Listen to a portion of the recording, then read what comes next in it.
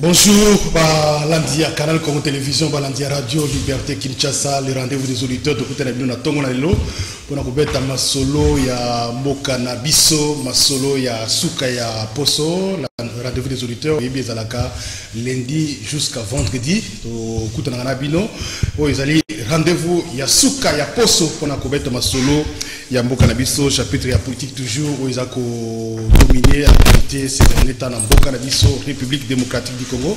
Mais bien avant, Bandeko na Biso ya hôtel Memling, bien que Biso Bazoli la Balobi, ça fait Bazo Salaba révocation dans l'hôtel Memling, semble-t-il. D'après Bato Biso, Bazo Longo la Bango, avec complicité, il y a inspection du travail, pendant, alors que président de la République, alors qu'il y a une période de Kolongo la Batote, révocation pour ça, le service, c'était la Misalate, il y a l'État, ce sont des mesures qui n'a pas Konziamboka, mais Bazo Koto Sangote semble-t-il, dans l'hôtel Memling. Bon, ce n'est qu'une seule version de fait. Sont des cloches moko, il va peut éviter ce qui c'est ça, mais Baléli, Bazo Foutam, Bazo Longola Bato, na hôtel Memling. Bandeko biso pe ya SCPT, donc ex-ONATRA, ça fait 5 mois, tozo futa ma tête, il faut une pandémie, toko suka wapi, 5 mois. Makambo un paiement, c'est vraiment un peu partout, mais ça là, sur la réalité, il là partout, bon, exaté, tozo ngela, awa na rentrée après une période de pandémie, déconfinement progressif, et ça, certaines activités vont reprendre. L'activité monsieur vous a toujours fermé, entre temps toujours dans Bandakou, après ça que 2 mois il y a Régie des eaux, SNEL, les autres 3 mois, mais ça les unités, bah facture les obima déjà, bah tu vas suka wapi par rapport à la situation là, donc le gouvernement et la République fait des précautions pour accompagner la situation on a tokosuki sa dossier na biso, il y a rendez-vous il y a poso na makamutali toujours ma proposition de loi. Il y a Aubin Minakuna Sakata na parlé du peuple avec les différentes réactions à Basuka to enregistrer lobby après l'incident et Salema Kibongo avant-hier na parlé du peuple puis na quelques domiciles il y a privé à Wana Kinshasa. Alors, réaction, il y a Assemblée nationale, réaction, il y a gouvernement, il y a Salipé réunion avec quelques ministres pour qui na manifestation, réaction, il y a FCC, réaction, il y a UDPS, communiqué va signer, lobby dans la porte-parole. Voilà ce qui va nous intéresser dans l'émission et à l'élo, et qu'est faire finalement pour que Kimia et Zonga, Beko et Salema, population, la revendication et la mise en application, parce que dans la démocratie, le peuple peut se faire lobby. En principe, il faut yoka, mais il faut privilégier la constitution, et lobby. Pour nous mettre ma solo, il y a Souka, il y a rendez-vous des auditeurs, nous allons habitués à l'émission, Goyebi, Fabrice Pelende, maître Fabrice Pelende, Azali Bongo, président de Jeunesse Avenir Bemba, maître Fabrice Pelende Mbote. Mbote, je ne connais jamais d'art. Jeunesse Avenir du MLC. Avenir Bemba Pezali. Merci. Ça va c'est une chose spécialisée. Vous avez bilé parfois ça. Merci. Ceux qui dévouement populaire, na idéologie, ils ont se faire reconnaître à travers la structure où ils ont accompagné parti. Je salue également nos téléspectateurs qui nous suivent en ce moment. Je pense que nous sommes le bienvenu, monsieur. Merci beaucoup, maître Fabrice Pelende, président de la Jeunesse Avenir MLC. Ndeko maître Bazé Pembe, habitué aussi à rendez-vous des auditeurs. Maître Bazé Pembe Azali, coordonnateur, il y a dynamique, les changements c'est maintenant. Ils allaient allier à cash pour les changements, coalition pouvoir. Mbote Ndeko Bazé Pembe. Merci beaucoup Ndeko Jameda pour l'invitation et puis pour notre comment clôturer semaine à Congolais. Merci beaucoup. Invité à Souka pour rejoindre à Meda Kakolongo. J'espère que Aza Nanzela a rejoindre pour cette émission. Alors, nous sommes historique qui a parlé du peuple de il y a eu des propositions de loi initiées par 2 députés et la majorité.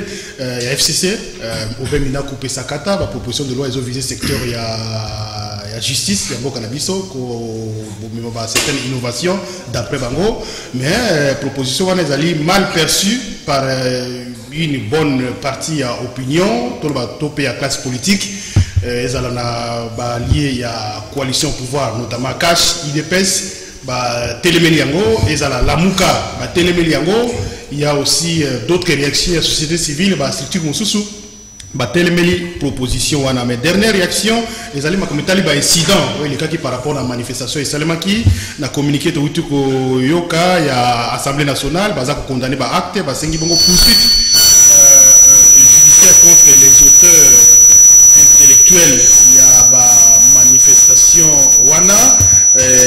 Toyoki réaction, il y a gouvernement, il y a république, il y a premier ministre à instruire ministre, il y a vice-premier ministre et ministre intérieur pour kanga, enquête kanga ba oyo bazali ba auteur pe ko déférer ba la justice pe ko sécuriser ba député ko veiller à ce qu'il y ait inviolabilité, il y a siège du parlement et ça la bafoueté parce qu'il y a VPM, il y a justice à poursuivre, à organiser une poursuite judiciaire contre les auteurs. Bakangami, Bakangami, déjà Kolukama, donc la vidéo existait à travers la vidéo, ils continuer à quête pour poursuivre Bango. Dans la réaction, il y a FCC, ils contre la manifestation, ils allaient instrumentalisation, ils allaient incompréhension, la loi, ils allaient interpréter dans l'opinion, ils allaient viser effectivement pour répondre à un besoin ils allaient en faveur de la population, notamment les victimes, les actes de les magistrats. Donc il faut ministre de la justice pour sanctionner les soutenir pour appuyer la réforme. Donc soutenir l'action, ça veut dire que malgré les manifestations, ils vont soutenir l'initiative. Tout l'année communiqué à IDPS, c'est la porte-parole, jusque là, IDPS a conservé mon d'ordre naïe. Donc, à Bimissi, il faut préciser que les différents communiqués qui ont fait allusion précédemment, que ce sont les militants de l'IDPS, mais IDPS a communiqué dans le but que ça c'est le peuple qui s'est exprimé, mais IDPS a conservé mon d'ordre naïe, a lancé à un moment opportun, ce qui les FCC a s'entêté toujours dans la proposition de loi naïe. Voilà un peu. Moi résumé, il y a quelques réactions, il y a plusieurs réactions, mais tu as resté en voilà. Si tu as réfléchir, face à Makamboyo, que faire si au regard il y a différentes réactions, au regard de différentes positions, FCC va mettre une position à Bango, des réactions populaires, entre-temps, on va faire la justice, qui police, qui va aller instruit par la haute hiérarchie, plus question, il y a manifestation. Merci beaucoup de Goja Meda. D'abord, il faut que tu aies un mboka ou un mibeko. En commentant d'abord l'acte de vandalisme, tu as dit que l'infraction est individuelle puisque tu as la justice oyo est fiable. En faisant tout simplement référence à la justice, tu peux établir la responsabilité. Sur le plan pénal, la responsabilité est individuelle. Je pense que l'enquête, il faut ouvrir dans le sens ouana. Mais n'oublions pas qu'il y a aussi la responsabilité civile qui incombe moralement dans le chef, il y a un parti ou bien dans un regroupement politique. Puisque tout le monde est groupuscule à Batoupé, ils sont identifiables. Mais ce qui est à dire clairement, le mouvement où Salami est actuellement plus et c'est montré patriotique. Puisque l'enjeu est tellement sensible que c'est identifié uniquement groupuscule, il y a parti c'était une revendication populaire qui est légitime, puisque l'enjeu est touché constitution et ont concerné Moïmbo Kanyoso. Na minute où bate action a reporté atteinte à UDPS, na MLC, excusez, na FCC mais porté atteinte na Congo Mobimba. Donc je pense que sur ce plan-là, le peuple a bien réagi.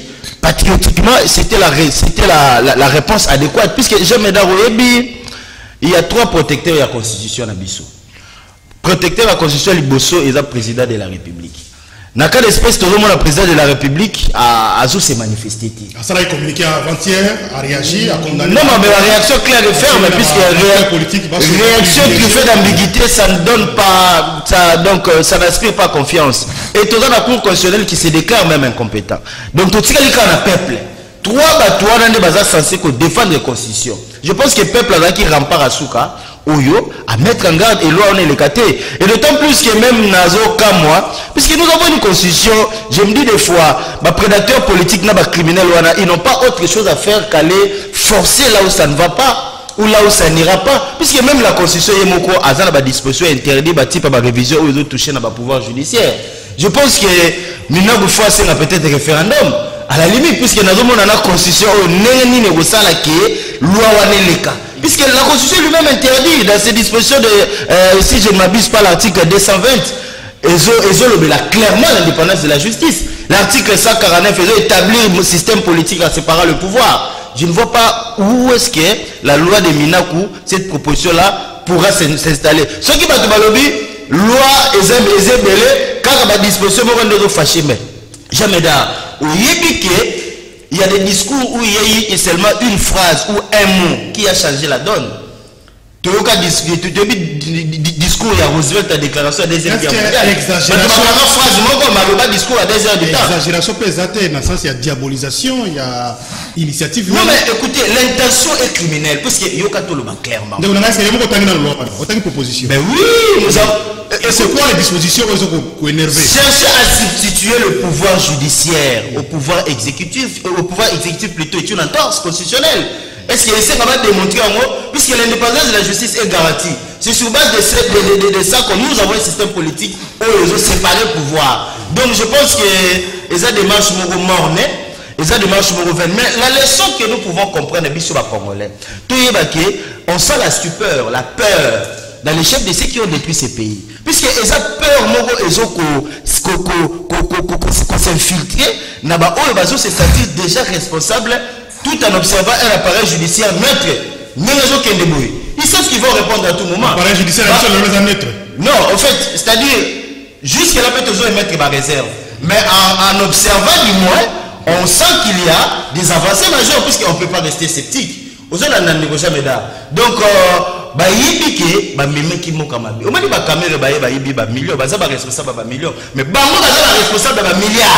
c'est très différent. Donc, c'est-à-dire, ils auront plus peur en observant cette justice-là indépendante, où à tout moment, ils vont tomber sur Bango.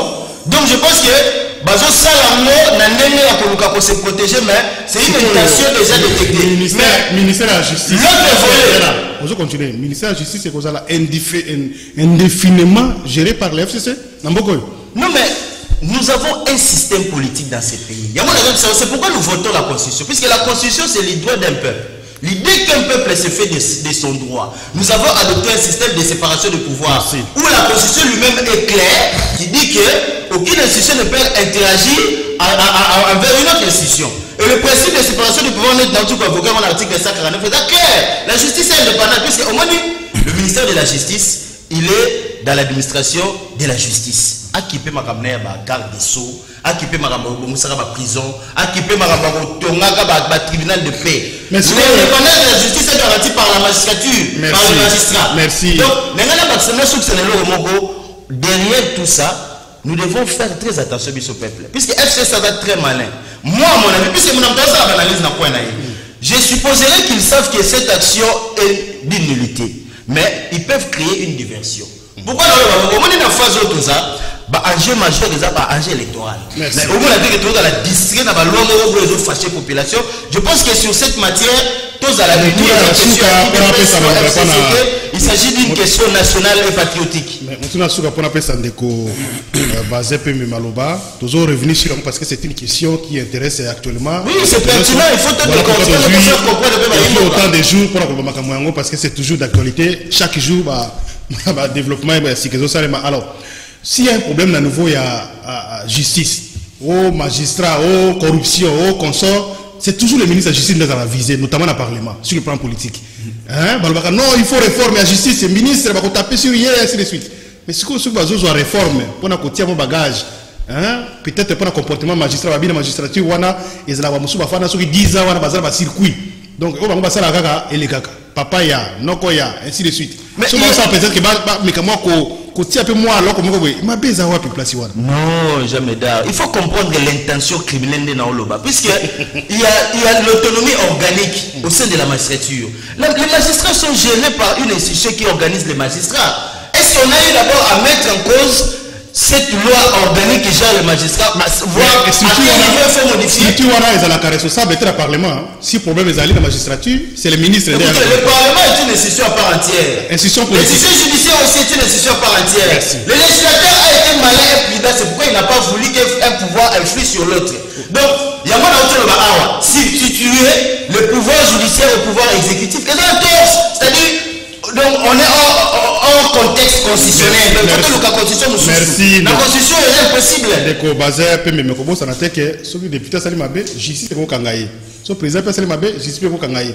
Mais ce qui peut na cadre mon salaire député ya ko légiférer ya contrôle, azape na makoki ya ko contrôler exécutif, ko contrôler action la justice parce que yenda vota ka loi, il faut loi ils l'appliquer na ndenge ya malamu. Voilà. Attention, ko confondre poursuite judiciaire na justice en soi. Na linga la tsara que institution exactement pas on est justiciable même président de la République. Voilà, c'est donc place wana. Et donc on va pas empêcher aussi les parlementaires va ça la bango il y a réforme comme ça. Nous allons bien on dénonce tout simplement. Maître Bazé Pembe na boyo peut-être il y a même une semaine bon sur le cas qui était mais dis-moi évolution les qui na buti ko ça rappel wana. Aujourd'hui tous dans les stades il y a différentes réactions. Et comme makambo ya justice et comme makambo plus question il y a manifestation oya ko bima ba ko kangai. Est-ce que ça y intimidation? Est-ce que ça dit tout éviter? Est-ce que le peuple a koyoka yango, a koyoka te, tout éviter? IDPS, la mouka ba koyoka te, tout éviter. Mais réaction comme il y a justice, réaction comme il y a coalition, soit comme cohabitation, pas question sur la coalition, parce que bazo yo kanate entre bango, comme ba menace, de façon interprétée, ba communiquer, bazo ça la carte va communiquer. IDPS ça veut dire que après dans le mot d'ordre te, attaque ba bateau bazalaki kuna bazako se présenter comme bateau bango. Que faire sikoyo? Parce que FCC a maintenu une initiative là. Malgré tout ce qui s'est passé, va retirer la proposition. Ils ont toujours dans la commission, ils ont poursuivre cours normal. Qu'est-ce faire? Est-ce qu'il faut par exemple que non, Tomika qui peut-être aux alaki, je tente peut-être que peut-être la nouvelle commission, comme canal que ça là qu'on a disposition ça m'a bien sûr que si peut-être revenir dans peuple ou bien chacun doit maintenir capé sur sa position. Merci beaucoup de Koja Meda na Mutuna. Oyebi ba ilopoto ba lobby. Quand l'injustice devient une loi, la résistance est un droit. Wana ndeko Martin Luther King na Lubongo. Asuki kaka wana te alobi boye, nous avons l'obligation, nous avons la responsabilité de dire non à une loi unique et à une loi injuste. C'est un droit fondamental. Donc wana est sacré. Oyebi esengeli ba kongomane ba yoka bien ba comprendre intention. Il y a ma belle place ezali. Et ces Congolais a aidé qui n'ont la date à le 15 avril 2020 de Célestin Tunda Yakasende à cela qui ko saisir Conseil d'État. En interprétation, il y a des dispositions, il y a code ya OCJ l'article 70 71 72. Il est avocat si je peux le dire ainsi. Azana circuit judiciaire, ayebi ni beko wana. Si je ne me trompe pas, c'est une loi qui date depuis longtemps. Mais il y a à saisir le cours constitutionnel. Alors, il faut faire une interprétation, il y a mes beko oyo, et aïko lobani. Donc, selon ni beko wana, et bandakinde, ko pesa yendi se délai, pouvoir les délais sur le magistrat. Mais conseil d'État, sangani, babimisi décision na bango hier c'est là 72 heures si je me trompe pas à l'obité ndeko Célestin Tunda nenge yoko kanisa wana pouvoir na yo sur ba magistrat et ali bongote tu as un pouvoir d'injonction et ko ba magistrat parce que c'est toi qui assistes dans le conseil des ministres gouvernement et ko zwa pona ba poursuivre mototé ba ko le par conseil supérieur à la magistrature yonde o représentant wana yonde ko pesa ba injonction pa ba magistrat pona ba déclencher à poursuite judiciaire. Mais pouvoir na yo réalité, il y a kokota ti na ba instruction, tant on m'a dit ça au sambi sa dossier, yo ko zo dossier wana o benga en communication té, pouvoir na yo est limité. Pour na Congolais va comprendre l'intention. De ko Célestin monnaie une démarche na ngai et aucune logique, il y a ma ba rejeté. De komina ku yaka mbangu. Sengeli bo se sécuriser.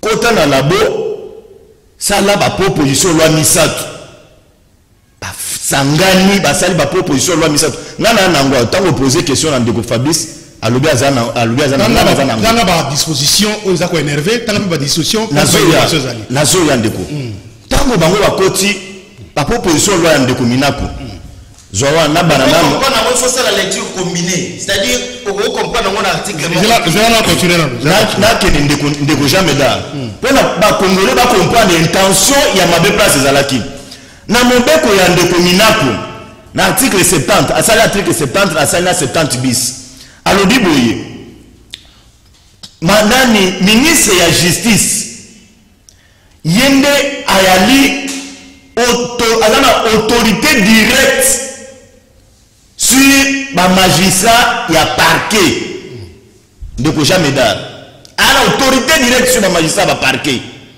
et puis ministre ya justice azali na pouvoir de contrôle, c'est-à-dire quoi azali kotala petit na ba dossier o ezali na instruction na niveau ya ba parquet nyonso tout o ezali sur l'étendue de la République démocratique du Congo, alors que ngai na yebi ete dossier ya parquet et à la dossier ya procureur général pour la Cour de cassation parce que ndenge tozaka boye dossier soki la parquet ya boende avocat mene tobe bakangi kilia na ye irrégulièrement magistrat ala na boende akosambisa ye na neutralité nyonso te ana droit asenga ata dossier wana et en communication na parquet général pour la Cour de cassation parce que dossier ya procureur ya parquet ya dossier ya procureur mais awa bakolongola eloko wana bakopesa yango na ministre Célestin Ntunda ya Kasende basuki kaka wana tende jamais da article 82 de la constitution et ali ko reconnaître que nos nominations de magistrat et les kakana conseil supérieur de la magistrature ceux qui basali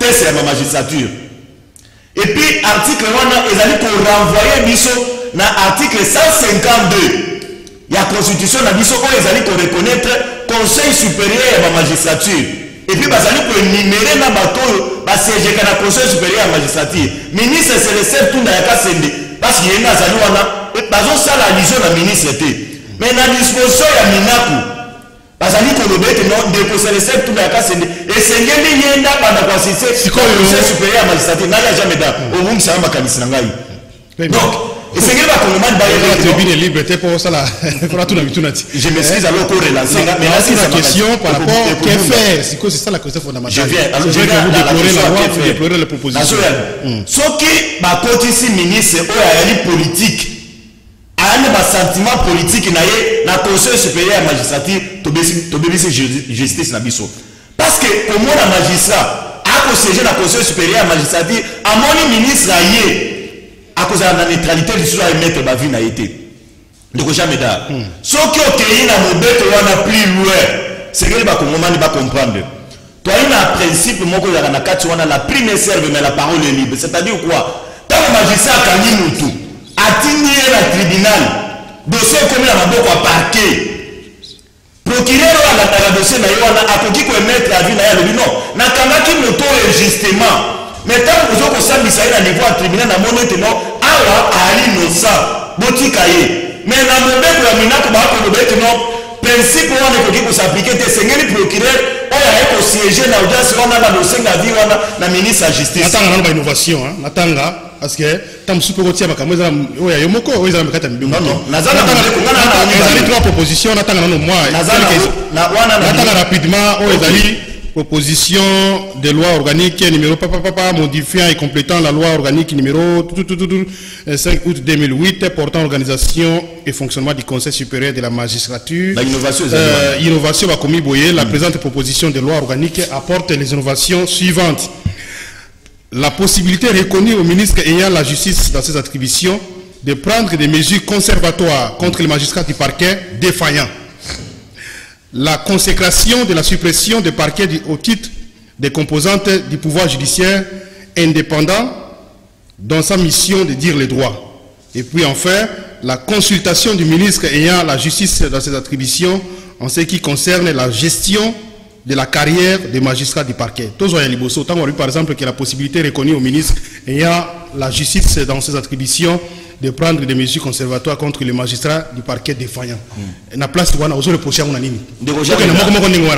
C'est très bien. Donc il y a une méthodologie. Mais on a rappelé parce qu'il y a trois propositions.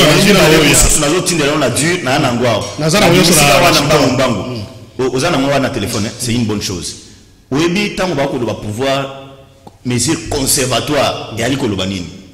Par exemple, dossier magistrat. Alors, il faut traiter dossier par exemple pas dans la décaisse. Il faut traiter dossier muto yibi. Ministre parti politique moko boye parce que ministre va y avoir un parti politique. Ako bien lui awana mutu na biso. Il faut sécuriser. Ministre a cause de mesures conservatoires. A ici magistrat wana tout affaire cessante. Non jamais da. Alors le parquet défaillant donc magistrat défaillant, c'est-à-dire Salimbeba. Ils attaquent pas maboye. Il faut tout l'andao il va communiquer mon candidat. La ligne expliquer place parce que nous ne pouvons pas comprendre. Parquet défaillant, ça veut dire que défaillant c'est Salini. Mutoa Salimbeba, clairement nous na lingala. Salimbeba.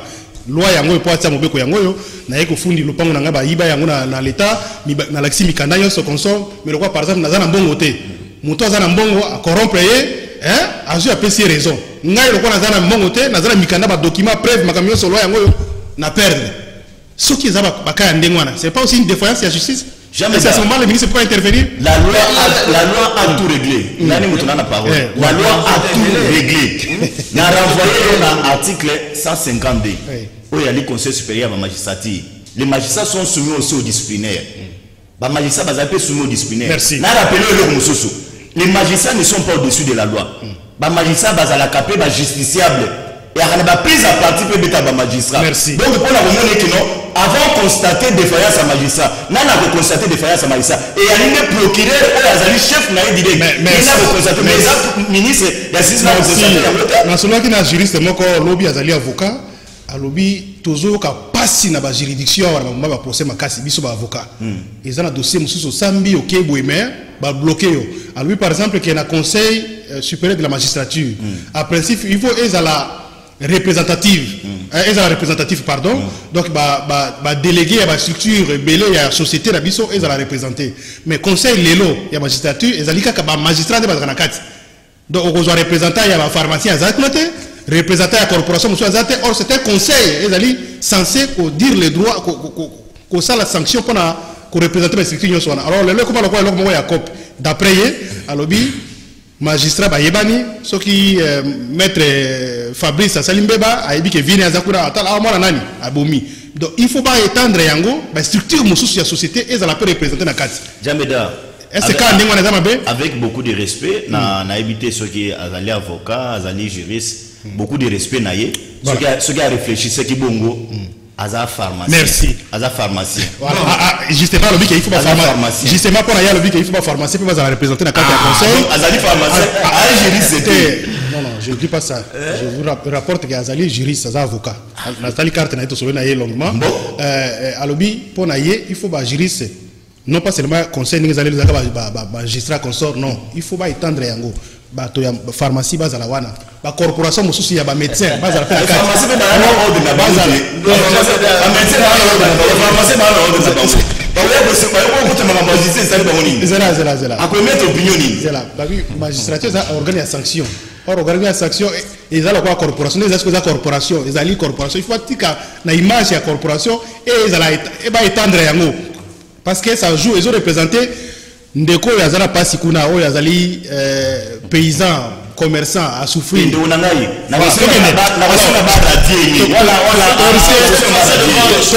de la vidéo ça relancer alors maître nazo que nous la somme comme telle innovation na lingi critiquer par rapport à l'innovation parce que to comme qu'est faire to comme le loba to ya ba initiative ba autres maintenir bato ya la muka les IDPS et les autres babi pas question que les caté alors tout ça la nini on a plutôt examiner pendant nos innovation possibilité reconnue au ministre la possibilité reconnue au ministre ayant la justice à ses attributions de prendre des mesures conservatoires contre les magistrats du parquet défaillant. Deux balobi la consécration du donc trois innovations on a lingi au critiquer yango ou bien au apprécier ou critiquer yango. Critique négative ou positive. D'abord on m'a dit pourquoi je pense, j'évoque l'entorse. Tout ce que maintenant qu'on cherche à faire, ils ont déjà régi la loi qui organise le magistrat, donc le Conseil supérieur de la magistrature. Je pense que ce n'est même pas une innovation. On ne peut pas appeler ça une innovation. Lorsqu'on étudiait les droits administratifs, le professeur Yuma, précisément en matière, parce que moi je suis même sensible avec les termes pouvoir d'injonction. Je ne sais pas, mes confrères, ce qu'on va compléter. L'injonction à soi n'est pas émaillée d'un caractère impératif. Merci. C'est-à-dire quoi? Le pouvoir est plus de solliciter et de demander. Ce n'est pas une injonction proprement, puisque quand on donne des injonctions, on doit rendre les comptes. Il y a moi dans le Bible, et c'est clair. Il faut qu'on va retirer proposition pour qu'il mette. D'abord, retirer par bonne foi, retirer. Intentionnellement, tu as dit que Bazan n'a pas plan caché, Bazana caché, Bangui sous roche. Maintenant, qu'est-ce qu'il faut faire? Mais notre constitution est claire, et là, il se protège suffisamment lui-même. L'article 220 de la Constitution dit clairement que il y a certaines lois qui ne peuvent pas faire l'objet d'une révision constitutionnelle. Merci. Entre autres, l'indépendance de la justice. Il y a un référendum. Parce que la Constitution, il est possible. Est-ce que il faut voir clair, puisque jamais d'accord réfléchir. Mais pourquoi combattre les dividendes? Puisque le vrai problème, c'est l'accord. Merci. Félix, puisque tout ça, ça émane de l'accord du FCC, du cash. Il faut combattre l'accord reproduire. Mais il faut quand même combattre l'accord. Puisque on a des dividendes, il y a accord. De toutes les façons, le ministre de la Justice a sa autorité administrative. Non, au conseil, il y a un accord. Comme la cohabitation, il y a ceux qui dépassent les moyens à déclarer cohabitation, coalition, politiquement, on connaît ces amis. Il faut un dialogue. Il faut un dialogue pour réunir ma fraction politique. Puisque le Parlement de l'État est de Damoclès, à tout moment, ça va tomber sur le peuple. Merci. Et toujours ça tire à l'eau. Donc, solution, il faut pas Koutana. Solo là, il y a des protagonistes politiques de l'État. Moi, le cas, la Mouka est là. Nous avons compté sur des missions, nous avons réitéré l'engagement de responsable à la Mouka. Puisque la voix de la Mouka, les gens commencent à comprendre ces actions-là, que les actes sanitaires, nous avons toujours une question. Nous avons accepté trahison selon Bango. Bango Babiyebi, il a fallu là comme président. Nous avons trahi qu'est-ce qui est grave? Donc allez-y comprendre que tout ça un chemin beaucoup plus percutant, ceux qui continuent à progresser. Merci.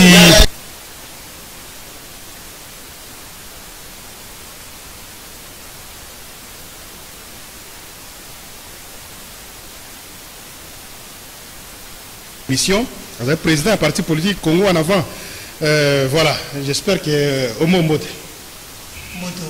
ça embouteillage dans l'Angela Oyo Sanyete Natika Mutugana son moto pour n'avoir raté rendez-vous des auditeurs embouteillage comme un noir très facile médaille Kakolo.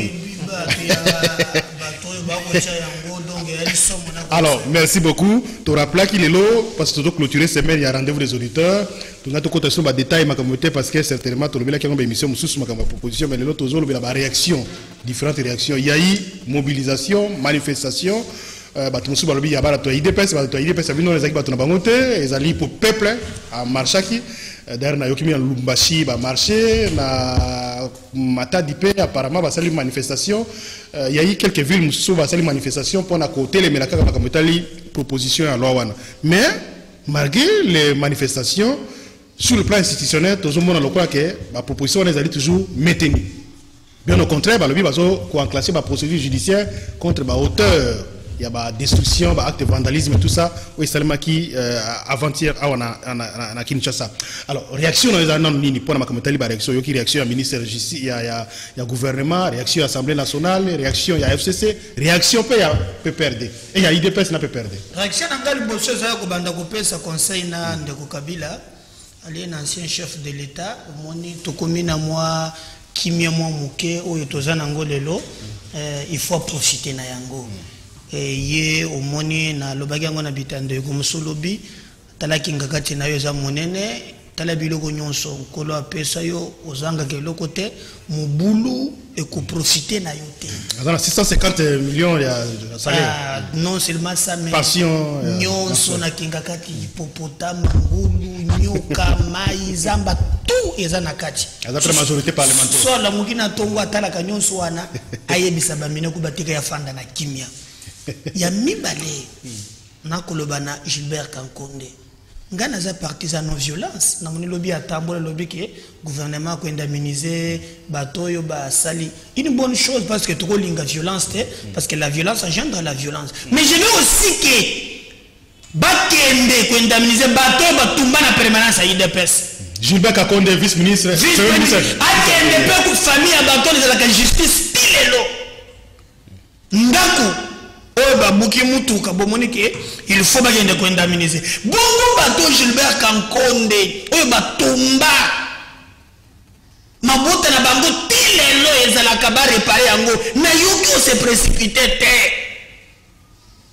pour moi les bango bangi na ndako je suis pas pour ça na ça contre na yango mais on sali batou c'est le peu batou ya bato batumba na ba permanence te bon il est qui biloko la vie mène sacrée on a qui dossier à Kala parce que ça la mission sika voilà sikanda on fouiller dans les passés voilà sikanda eza na lomba bon ya moto batumbi yo bien ngoza nakota na shema na yo wana te ngobe se niyeke tambula pe na bandako ya ba parents wana o ba mona batumba ngo lokola bangungu ba makaku bende mise pe batwana infraction à Kalera. Donc, et puis, quand il s'agit... Quand de Jean-Marie Kassamba, il y a lobby assurance qui a répertorié le qu'on a eu, voilà. Journaliste à côté de la vie humaine est sacrée. Et puis, un crime contre l'humanité, ça a kalana sécaté. À tout moment, on a la yango. Donc, on a un bimouto qui banga bako foot. C'est quand même une bonne initiative que l'État soit engagement à indemniser les victimes. Mais c'est ça que j'ai dit.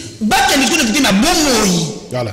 Voilà, il y a le bosso. Yami bale na koki kolobaki suka pe wana poto appel alors makambo na ndenge leki na yikinde konanga lobi awa Claude Molisho je sais que wana ndeko nanga camarade nangai je ne suis pas pour la violence tout ça la débat na la contradiction mais violence ezalate moi je ne partage pas violence oyo keke ko salema mais je veux que cela soit acté. Au moni minaku. Yo zungi sima kamu ya tribunal cela soit acté. Ouais. Au moni minaku et loko pona nini musée a révoqué makambo. Il a été révoqué dans la liste à 315 magistrats pour la corruption. Que cela soit acté. Et yebana malam. Minaku a géré l'Assemblée nationale. Voilà le magistrat, mais c'est quoi juste l'action comme député parlementaire? Non, au moins bamboka bato bazala kabato. Abamba pe so fonction passé ya muntu elandaka. Yango mona kana bamboka ya bato. Ko pe fonction pamba te batala ka d'abord parcours na yo. Il a été révoqué comme un ancien magistrat. Pour la corruption. Ayeko koma président de l'Assemblée nationale. Mbongo ya assistant parlementaire. Mbongo ya indemnité de sortie. Même bateau ya engagé dans l'Assemblée nationale, dans la lettre moko ya banja bazo de la comment il a fait. Donc c'est quelqu'un na moyen de l'eau. Biloko nyoso ya mema ke pose problème na mboka. Le problème c'est Minako. Ezalaka Jacques Njoli. Ça la proposition wana linga passé. Et je vous rappelle.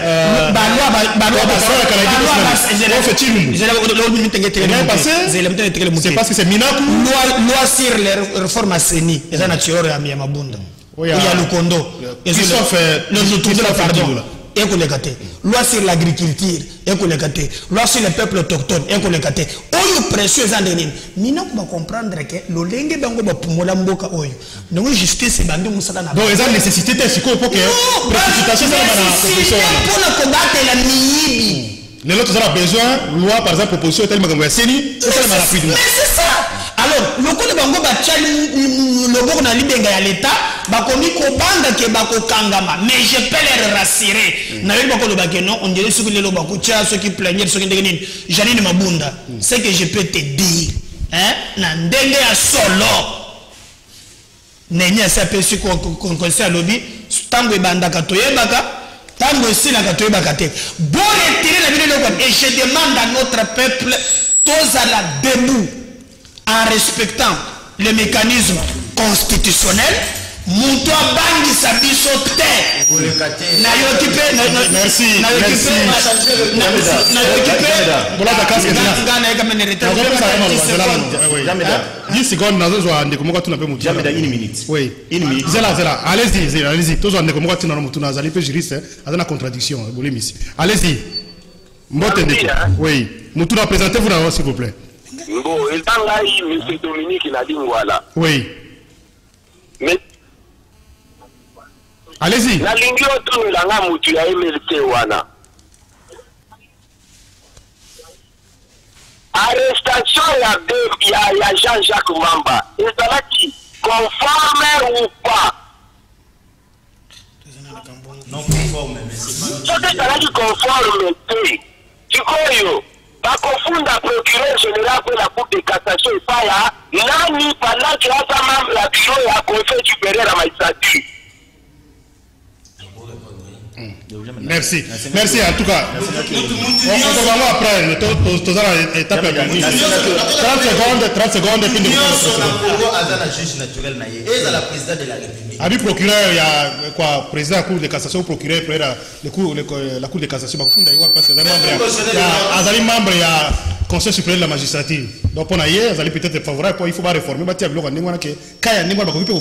pour les cas d'espèce, à quoi au fond d'amaté. Malgré violer loi. Il ne pêche pas la justice. D'après lui. C'est un privilège de juridiction, mais juge naturel, évidemment. Je pense que. Il est justiciable devant des cours d'appel, si je ne me trompe pas. Hein? Maître Bazin, Zanani. Le cours d'appel est déjà compétent. Maître Bazin, Zanani. Le cours d'appel est compétent pour nous attendre. Donc, jamais d'appel, à quoi au fond d'un procureur, après le conseil d'État, après la cour d'appel. Jamais d'ana répondre à Mutuna. Rapidement, répondre à Mutuna. N'a pas posé question très importante à te répondre à Mouté. En rapport avec l'intimidation, il y a Némi, l'intimidation, il y a Chadari. L'intimidation par et d'autres. Par de part et d'autres. Il a IDPS, ça là. Némi a pas intimidé Mutuna Congo. A pas intimidé Bissoté, Chadari a pas intimidé Bissoté. N'a rien de l'autre très sensible. On dit, pour le bénéfice, quand on est à quelqu'un, il n'y a pas jamais de Kassamba. Mais quand on d'abord qu'il n'est pas Moulicho, quand on d'abord qu'il n'est pas Jean-Marie Bassa, Babouka qui peut Amonika Kassamba, parce que Bato FCC, on a battu à Imaboko, va d'étudier place, on n'a pas régler la population, à quel cas il pas Kassamba. Ça, c'est quelle injustice notoire. À Keipe et pas Nangoïka Sanji, à Keipe pas la Chadari, à Keipe pas Posso. Est-ce qu'à Keipe pas Moulicho, à Keipe pas Jean-Marie Bassa, il y a eu une place, à Keipe pas Nani journaliste, il y a RTNC. C'est quelle injustice c'est ça? Donc, Azali Kobama Bango, parce que par le destituer place Azali Nakiti, à quelqu'un pas Baviata, tout le monde a mis un tri Bango, donc on y matin quand on a tiré le Rwanda. Donc on y a noté, ce qui a fait un Jean-Marie Kassamba. Ah, que le presse va journaliste, soit la BBC tout en Bango. Ça, c'est déjà. On colingate le Rwanda. Le Congolais, le militaire, il dépasse le cadre, on colingate le Rwanda. Colingate le Rwanda. Donc, ce qui est le Saméringaï, parce que yo, aux députés, Ngaï va vous saboter, Ngaï passe dans la citoyen simple. Pas que l'État a député parce que les députés ont des il faut encourager le bic, les sont victimes, reporter. Merci. Quand on a côté la casse, on ne pas naïe. Avant que la Moulicho, on a la plota, avant que l'État Jean-Marie Basso a la plota, avant que l'État journaliste a 082 33 33 749. Mesdames, quand on est l'État, mais on parle de Kaka. Oui, mais combien d'État? Allô, bonjour. Allô, bonjour. Allô, bonjour. Allô, bonjour. On a peut-être invité un auditeur. Oui. Est-ce que le gouvernement n'a pas géré? C'est le gouvernement qui ségrège tout le monde. Ce n'est pas IDPS. IDPS a violé l'article 435 bis et la provocation à des désobéissance civile. Ce sont des coups. Moi, j'étais là avec des branches en cohabité avec des policiers. C'est ça, en fait, c'est le lit. Tu as copié. Décision méchante. Article 110, 614, il y a code pénal. C'est une infraction, il faut finir ça. Mais on a les accords pour sécuriser les moyens. Quand on a besoin de ça, on magistrat parquet. Parce qu'on libère les couleurs, on traque la police et sous conseil va libérer Bango. Parquet, il y a un gouvernement. C'est ça, le gouvernement qui servait, ce n'est pas le magistrat, il y a un tribunal. Parquet, il faut qu'on le président, il y a cour d'appel, il y a cour de cassation. il y a parquet, il y a cour, il y a même un auditoire. Il faut nommer un conseil de ministre. C'est le gouvernement qui supporte.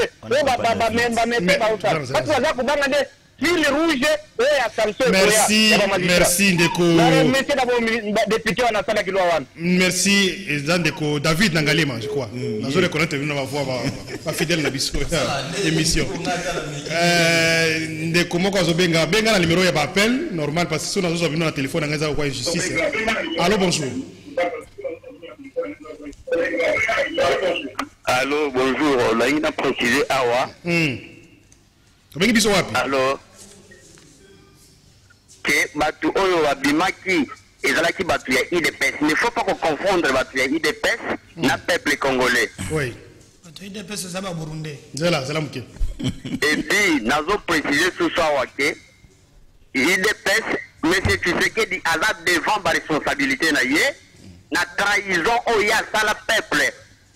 Na triomphal pe na Genève. Yosa Congolais. Merci. L'oublié avantage Assemblée nationale, Tango, Martin Fayou a présenté plein de sorties à crise, il y a l'oublié à qui l'Assemblée nationale.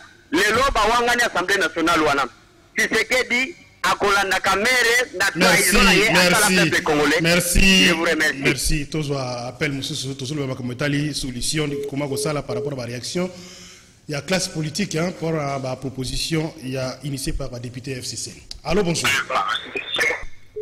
Ndeko Akei, Tozwa Ndeko Moussou 082 33 33 749. Bonjour. Ndeko Raphaël Matoumi. Jusqu'à alors la Moka, il y a la politique africaine. Langage de la Congo, ça pas de la politique. 2006-2011, on a voté Kabila.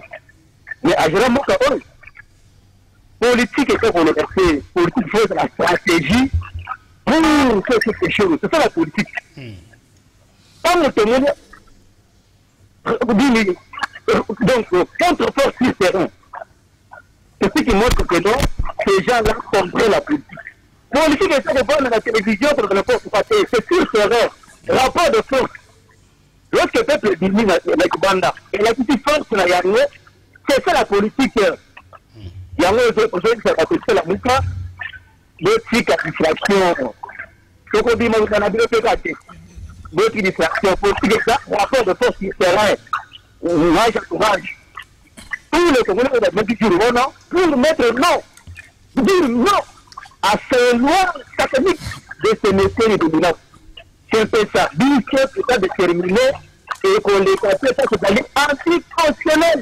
Mais il m'a dit que c'est la bien sûr, carrément, on fait du sous de l'angle. Du ce peuple, donc on donne non à ce Parlement et puis on retrouve ce qu'on a 5 ans.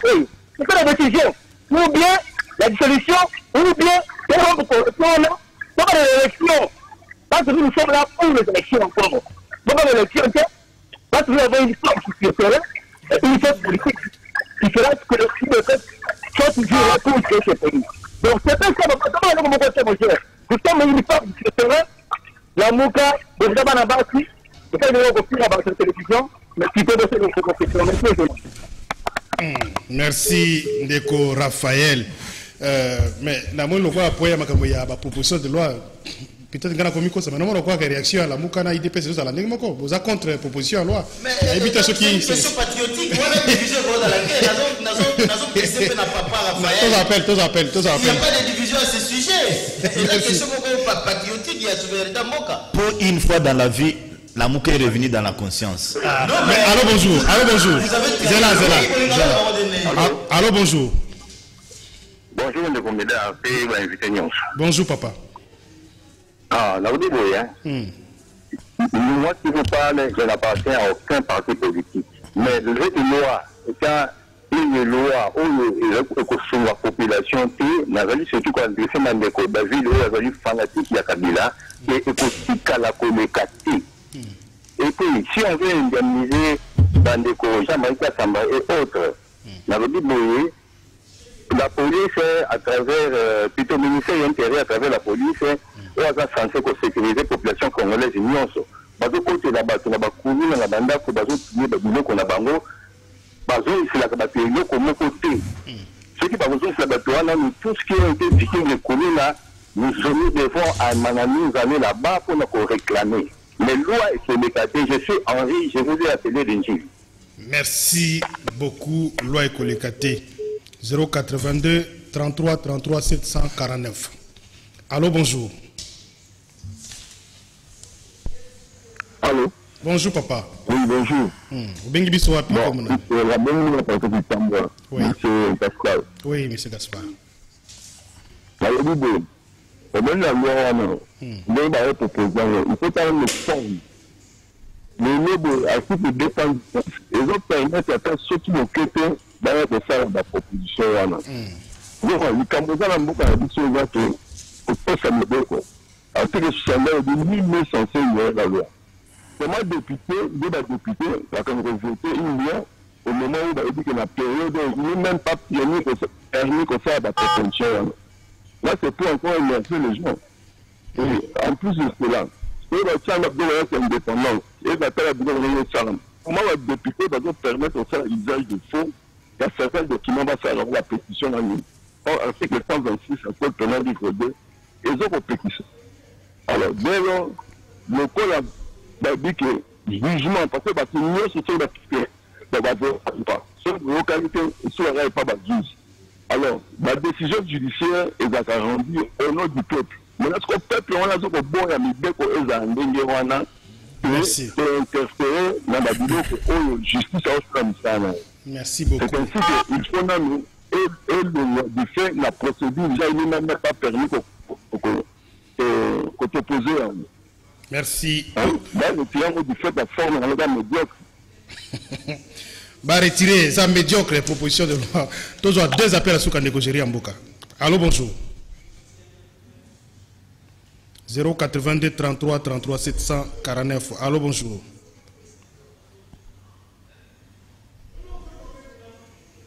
Allô, bonjour. Allô? Oui, papa, bonjour. Bengi biso wapi? Oui. Na limita ka na solo na invité. Oh là là, Ndekouake, malheureusement. Alingaki a solo na ba invité, tous un numéro ya Souka, appel à Souka. Allô, bonjour. Allô? Oui, bonjour. Allô?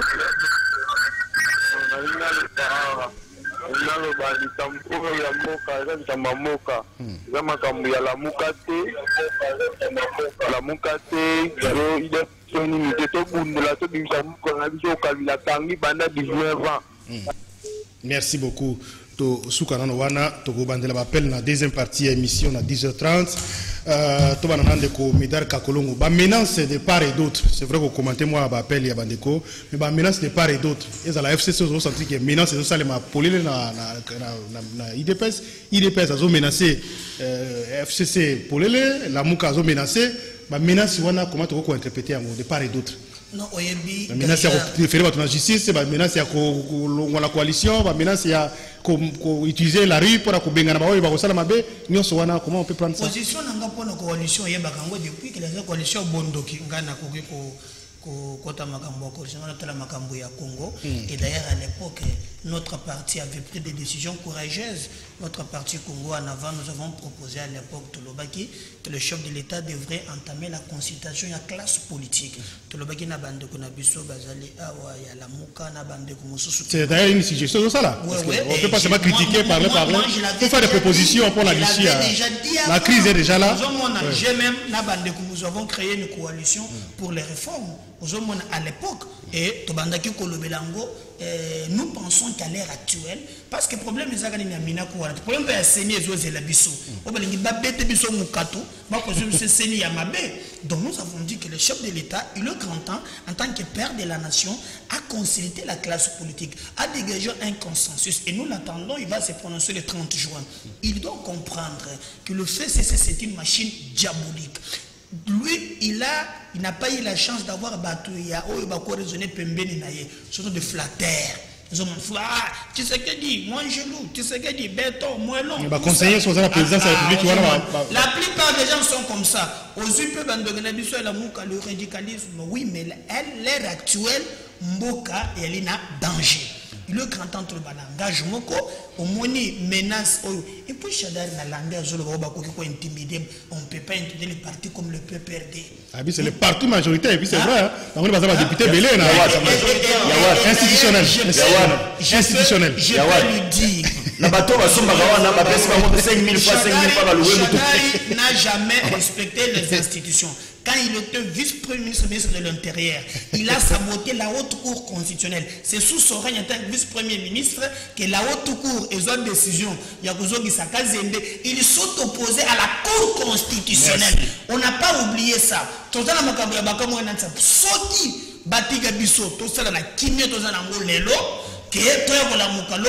je leur dis, est-ce que mon idée est en tant que président et j'engage mon parti. Congo en avant. Congo en avant. Bayeba ke lowana ekolekate. Merci. Na wiki ba na confirmer na koyoka soki za solution kota. Ba lobike ba ko lobake balingi ba cha mobeko wana soki lelo nde na koyoka ba forso deni.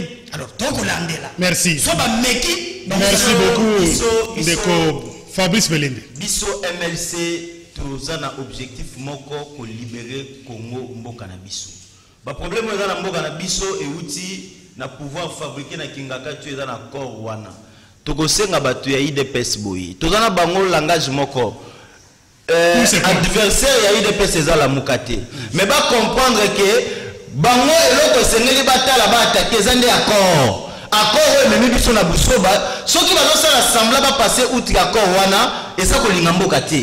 Pour ça sert à rien ko attaquer biloko accord ezoko produit pendant que accord ya momo bozo ka attaquer te. Donc batika ko sala semblant et puis na ko sa population boye. Ba tirer ba conséquences na vie politique ozo le kanamboka. Puisque on kene ko voter mutu ya FCC, yo ka zo voter mutu mo voter mutu na mo voter Kabila en réalité. Donc choix électoral dans la question moko au peuple fois conscientisant lelo. Ce qui est dans le Parlement est dangereux parce que nous sommes dans l'incapacité de se mouvoir pour représenter Bissokuna, Bazala qui factice, Baouti d'abord la corruption électorale et puis Bamsou va voter qui va voir le Bakanisi a voté FCC a voté Kabila, Akanisi a voté Dolé pour ils ont voté Kabila. Donc ce sont ces histoires-là qui doivent faire que le peuple comprenne que MLC Aza le seul rempart contre un pouvoir illégitime. Merci.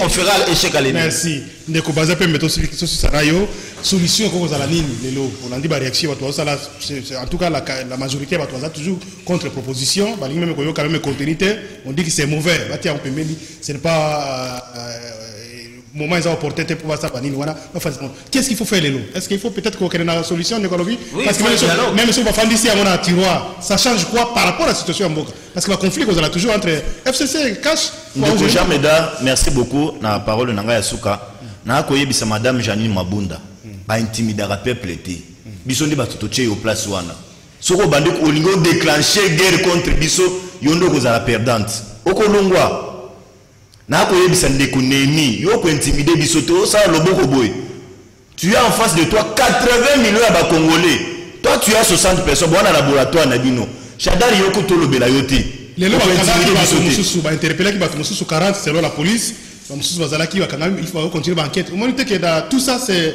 manifester par la victime. Ministre de l'Intérieur, les lois vont continuer au Kanga. Ndeko, tout ça, je ne peux pas m'opposer à la justice. Soit la justice va kangi, va enquêter, va qu'il na soka. Mais Nassir Sandeko Jameda, c'est très important. Et là on a l'ina loba.